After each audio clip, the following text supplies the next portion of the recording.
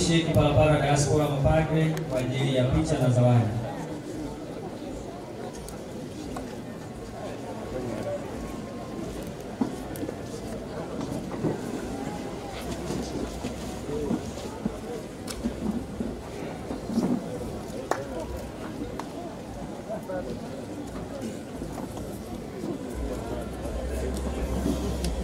Baada ya hapo viongozi wa dini na madhehebu utafuata kwa picha.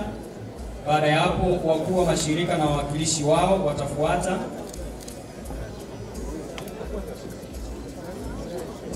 Tujipange vizuri kabisa.